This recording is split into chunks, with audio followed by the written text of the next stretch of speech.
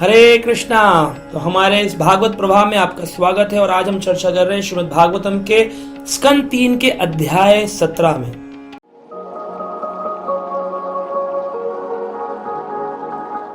हम जैसा अपने पिछले एपिसोड में चर्चा कर चुके हैं कि किस प्रकार चतुष कुमारों के द्वारा दिए गए श्राप से जय और विजय सतयुग में हिरण्याक्ष और हिरण्यकश्यप बनकर जन्म लेने वाली थी।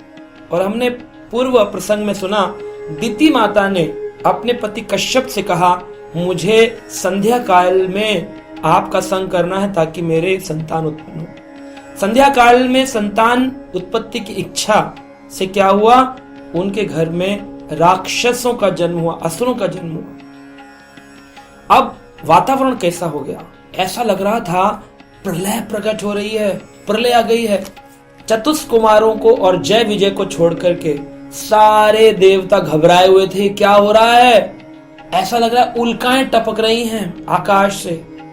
गाय जो है दूध की जगह रक्त का प्रवाह कर रही हैं और सर्पदंश जैसा जहर चारों तरफ फैल रहा है। बड़े बड़े पर्वत चट्टानों से, शिखरों से आवाज आ रही है।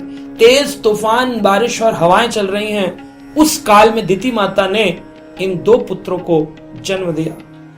जैसे ही जन्म दिया, इस श्लोक में वर्णन आता है, जन्म देते ही बहुत चट्टान के जैसे बड़े होने लग गए, पर्वत जैसे बड़े होने लग गए। कोई बच्चा पैदा होते ही बड़ा थोड़ी होता है, 10-15 साल 20 साल बाद जाकर वो 5-6 फुट का होता है।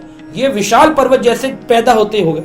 क्या कहा गया है, श्लोक संख्या 16 में इस बात को व्याख्यान किया है। तो आदि दैत्यो सहसा व्यज्यमानात्म पुरुषो ववृधाते अशंसारेण कायेन आद्रिपति इव। आद्रिपति, आद्रि यानी होता है पर्वत, विशाल पर्वत। आद्रिपति, आद्रिपति की तरह विशाल पर्वत के जैसे ये दो पुत्र सहसा शीघ्र ही व्यजनम प्रकट होते ही क्या हो गए, वृद्धते, वर्धन होने लगा इनका। कहा गया है शास्त्रों में कि जो असुर हैं, इसको हमारे आचार्यों ने संशय कह के बताया। संशय है ये आत्मा का संशय, ये असुर है। अगर मन में कोई संशय आए तो उसको तुरंत अपने गुरुजनों, वैष्णवजनों से डिस्कस करके समाप्त कर देना चाहिए। अगर आप मौन हो जाएंगे और संशय को अपने हृदय में रखेंगे, वो असुर जैसा बड़ा रूप ले लेगा और आपको भक्ति के मार्ग से दूर कर देगा। इसलिए कभी भी कोई भी डाउट आए, संशय आत्मा विनश्यति, उसका विनाश होता है। चर्चा करो, प्रीतिपूर्वक खत्म करो, चीजों को लंबा मत डालो। लेकिन लोग समझते नहीं है, वो अपने दिमाग में स्ट्रेस रखते हैं और चीजों को खींच के इलास्टिक की तरह इतना खींचते हैं कि चीजें खराब हो जाती हैं। तो ये संशय असुर है, जो एक बार आया तो इतना वर्धन करता है कि दिमाग के सारी ग्रंथियों को वर्धन करके उनको आवरण से आच्छादित कर देता है। कुछ दिखाई नहीं देता, कुछ समझ नहीं आता, इतना क्रोध आ जाता है। ये दोनों पुत्र जब प्रकट हुए तो वातावरण प्रलय जैसा था, सारे देवता घबराए हुए थे। तो इनमें ये दो पुत्र हैं, एक हिरण्याक्ष और एक हिरण्यकश्यप। अब बड़ा कौन और छोटा कौन?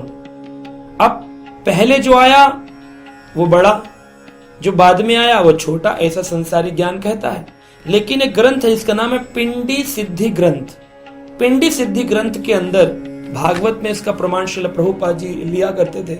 पिंडी सिद्धि ग्रंथ बताता है, क्योंकि ये शरीर में बनता कैसे, जब किसी का शरीर छूटता है तब उसके पुत्र परिजन अपने पूर्वज के लिए पिंड दान करते हैं। तब जब पिंड दान पिछले जन्म के लोग करेंगे तब अगले जन्म में उसको शरीर मिलता है। जितने पिंड दान करेंगे उतना ही शरीर, जितने पिंड मिस हो गए उतने शरीर के अंग मिस हो जाएंगे, आदमी लूला लंगड़ा पैदा होता है। तो पिंड दान की क्रिया पिंडी सिद्धि ग्रंथ के अंदर गरुड़ पुराण में बताई गई है। तो पिंडी सिद्धि कहती है कि जब पुरुष और स्त्री का संग होता है तो पुरुष का वीर्य मां या स्त्री की गर्भ में जो पहले प्रवेश करता है वो पहले गर्भ में पहुंच जाता है, और जो दूसरा वीर्य प्रवेश करता है वो दूसरा बच्चा बनता है, दूसरी संतान बनती है।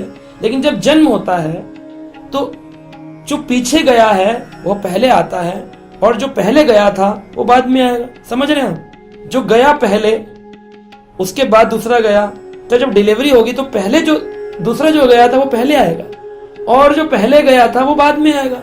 तो लोग उल्टा सोचते हैं कि जो बाद में आया वो छोटा बच्चा, जो पहले आया वो बड़ा बच्चा। लेकिन पिंडी सिद्धि ग्रंथ कहती है जब अंदर गया तो जो बाद में आया एक्चुअली वो बड़ा बच्चा है।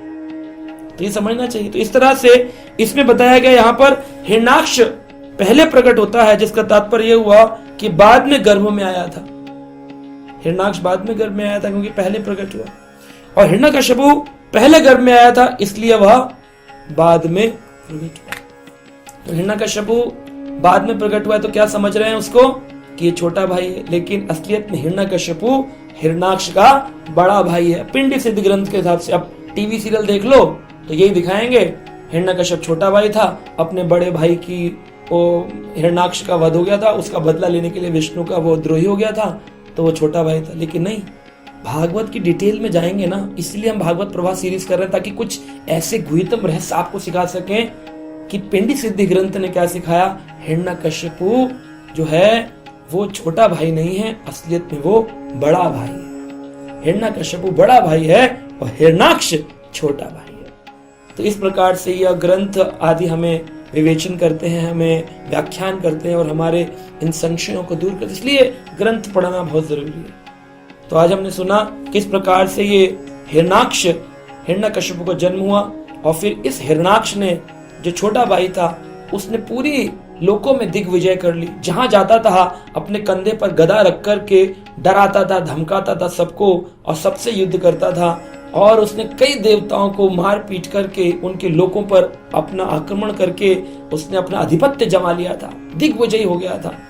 तो ऐसे हिरण्याक्ष जो था उसको मारने के लिए भगवान वराह प्रकट हुए, और फिर उन्होंने उस हिरण्याक्ष का वध किया, जो हम अपने पहले एपिसोड में चर्चा कर चुके हैं।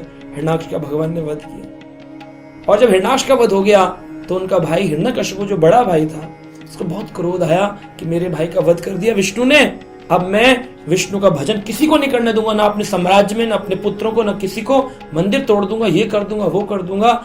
हिरण्यकश्यपु पूरा का पूरा अगेंस्ट हो गया था भगवान के। तो आगे इसकी व्याख्यान हम अपने अगले एपिसोड में करेंगे। फिर आगे क्या हुआ भागवत में, इस प्रसंग को शुकदेव मुनि सुना रहे हैं परीक्षित को। तो हमें श्रवण करना चाहिए ध्यान से और अपने जीवन में इन चीजों को अपनाना चाहिए। हरे कृष्णा।